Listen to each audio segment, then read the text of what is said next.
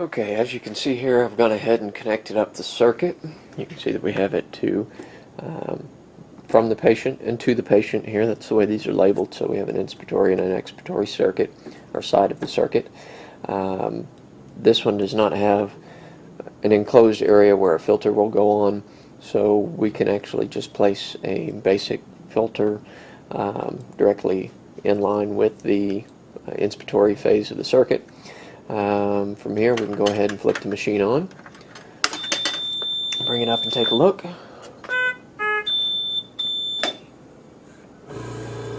the compressor kicking on, everything's starting to run.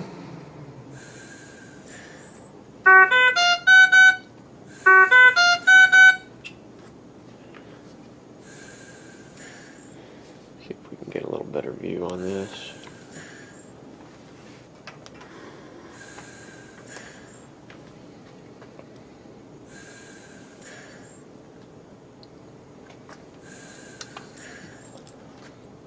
Okay, this one may be a little more difficult to see, but what we will do is show you here that the top section of the screen is going to be what is currently running, everything at the top here. Any major warnings will actually pop up here so that you can see them, and then we also have tabs that can be touched along here that will pull up waveforms, any additional information here, any alarms, any errors, and then this is additional screens that can be used. Normally we keep it on either waveforms or displayed for numerical data. Down here in the bottom you will see this is where all of our settings show up. Get it a little lower here. This is all of our current settings. So we can either say that this is the same patient we had on it previously, which is nice if we get a patient that comes off the vent and has to come back. We don't have to reset everything. Or we can say a new patient and start from scratch. In this case, I'm going to go ahead and say a new patient. It'll ask for your ideal body weight. We're going to say 75 kilos. Continue. We want to set them in AC mode. This can be AC, SIMV, a spontaneous, and also a bi-level on this machine. And it can be either volume or pressure control. We're going to continue with volume, and we want either a pressure or flow trigger. I'm going to keep it on flow and continue. Here's your initial settings that we're going to put in. We're going to start with the frequency or rate of about 12. Tidal volume, let's say 750, since we said that their ideal body weight was 75. Like we showed on the 7200, we have a square waveform, we have a ramp, and this one, those are the only two options we have. And then we have our flow directly above that. So we're going to start here at about, let's say 60 and see. One of the nice things on here also is down below, based on your rate and your flow, it will show you exactly what your IDE is going to be with those settings. And I'm bumping things and messing it up. 75, continue, ramp, 12, 750, and as you can see, for any of these settings, all we're doing is selecting and then spinning our wheel here to pick what we want. We also have a flow sensitivity, which is on 3 liters right now.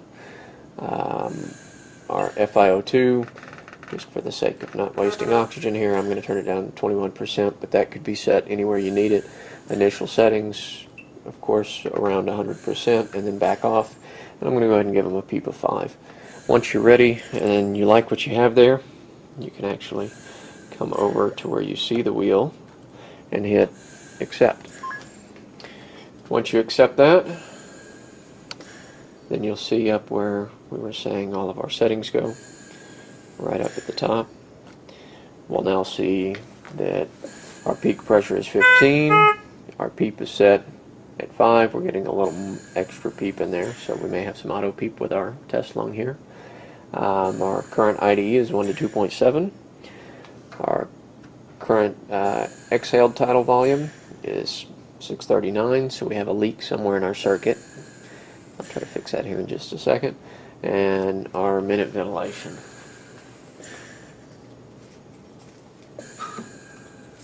And we have a disconnect. And you can hear what our alarms sound like on this machine. Okay. Okay, volumes are looking better now. We actually had a leak in our suction ballard here. Now, once you set these initial settings down here, the ones on the bottom there, it'll actually pop up with another screen here for your apnea settings, which you can also select by just pushing here on the bottom. So our apnea settings, initially, if this is what we're going to set them at, we're going to make them the same as our initial settings. 750, 60%, decelerating, and on apnea settings you always want to have them on 100%. Now after you set this, you'll see down here there's actually an apnea time. So this is the amount of time that they have to be apneic before these settings will actually kick in, and you can change between volume and pressure control. Okay, this is your alarm, your current alarms here. So once we get our settings in, we need to go ahead and adjust everything. Peak pressures,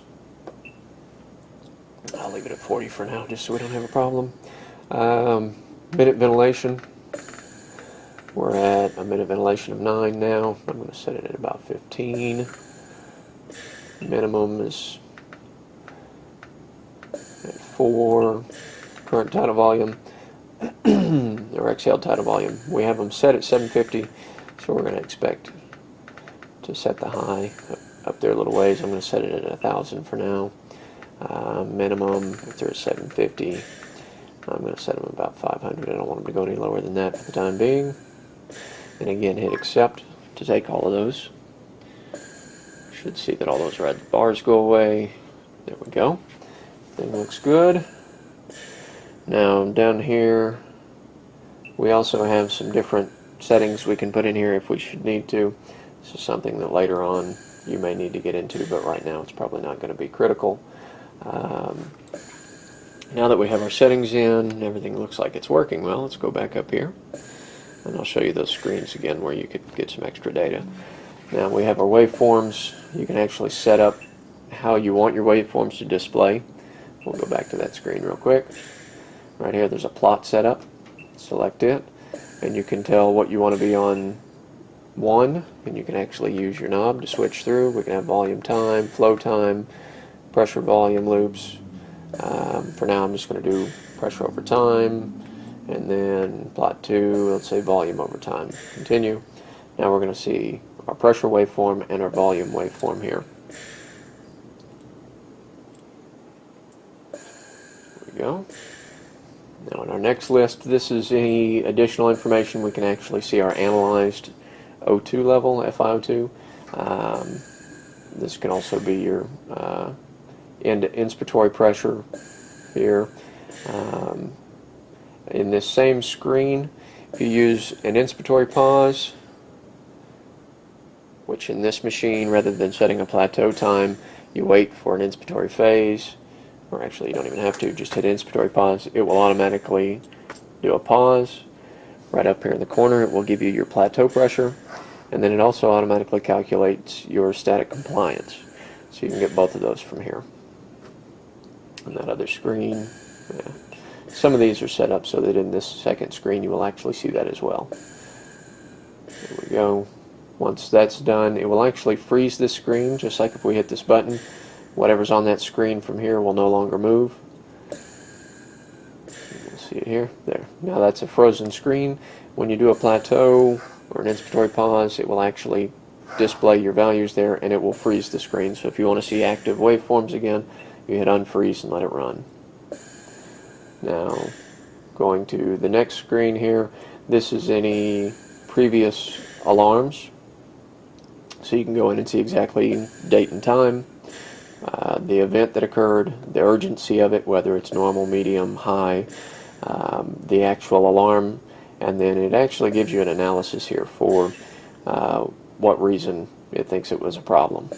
And then you can simply scroll down by selecting it and then scrolling with your wheel down here. Back up. Next screen would be any current alarms. This one doesn't seem to show anything, so we're good. And then this would be any extra configuration. So ventilator configuration diagnostic codes. These are more if you needed to actually go in and find out any previous information, any problem logs, things like that. Okay, we'll do a quick look down here at our what are probably best to be considered shortcut keys. All of our buttons along the bottom of the screen here, these are going to be to lock the screen. Basically, once you lock it, no one can touch it and make any changes. So you would want to unlock the screen before you do anything. Contrast, brightness, you can actually adjust your volume here. Probably two of the most important ones. You have a 2-minute silence here. This is probably what you'll use anytime you're going to suction, anytime there's a problem and you're walking up to try to find out what's going on. Go ahead and silence your machine. You'll see on screen, it'll give you a little timer there, so you can actually see how long it's going to last. And you can also use the touch screen to cancel it if you're done. You also have a reset down here, so you can reset the any alarms that are going off. An info button, 100% O2, so this would be like our suction button. Manual inspiration if we choose to give an extra breath at that moment. Expiratory pause and inspiratory pause, so auto peep and plateau pressures. And there's your scroll wheel that I keep mentioning. Then at the top where we looked earlier, there is your little alarm lights and displays. So if you have any current alarms going off, you'll see it there, and it also classifies as critical, high, or medium level alarms. So you'll have, I believe it's red, yellow, or red, orange, and yellow, and then green below it for normal operation. Also gives you some indicators for whether or not your battery is good, your compressor is good, things like that. So everything is there. And also in these dark areas here that you can't see what's going on, this is a vent inoperable. So if you turn it on and this is on, it won't allow you to do anything. And this one is a safety valve open, so would also indicate that there's a problem with this ventilator.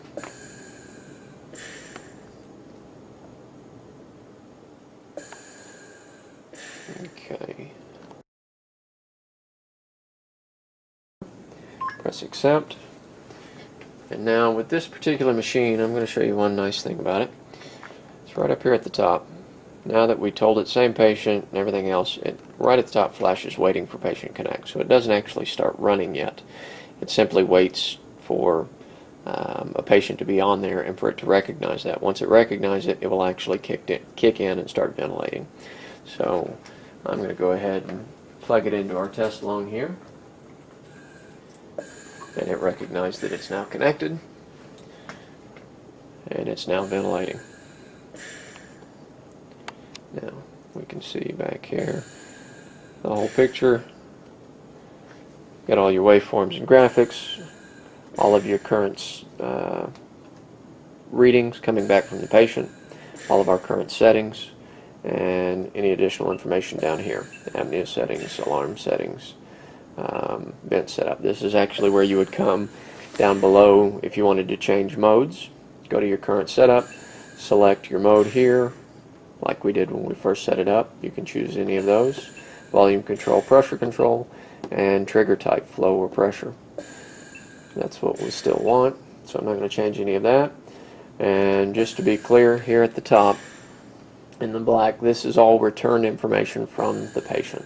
So this is going to be peak pressures from the patients, mean pressures, your actual PEEP coming back, I to E's, current frequency coming back, return tidal volume or exhaled tidal volume, and your minute ventilation total.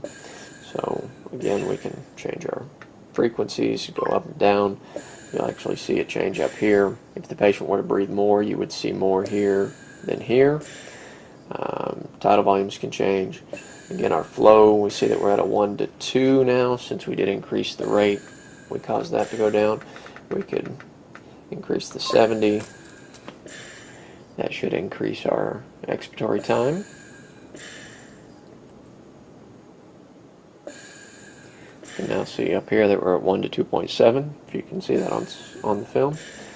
And same situation as any of the other ventilators, you will see that changing from ramp to square is going to significantly change that number. And you can actually see that it changes how our waveforms actually look as well. We're now at an IDE of 1 to 5.7, so we would have to significantly reduce that flow again to make it work right with the square. I'm not going to do that right now. I'm just going to set it to a ramp and go back to where we were. Another thing to point out on here is that we do have the inspiratory pause button, but we also do have a plateau time here if we should choose to use it. So if we need someone to have a continuous plateau time, we can do that here. Normally not used, but just so that you will know it is available. And let's see, anything else that we need to know about this particular ventilator can be found in your other screens. So you could always go to more settings. You can check your O2 sensor, see if it's enabled or not. You can change your humidification type. So if you're actually going to use a humidifier, you could go in here and change this from HME to humidifier. All of the readings and settings will compensate for that. We went through alarm settings. Actually, bring that high rate setting down. We don't want it to be off. Anything that's turned all the way up on this machine will eventually go to an off, and we really don't want that. I'm just going to set it at a high of 30 right now and leave it at that. And that is the 840.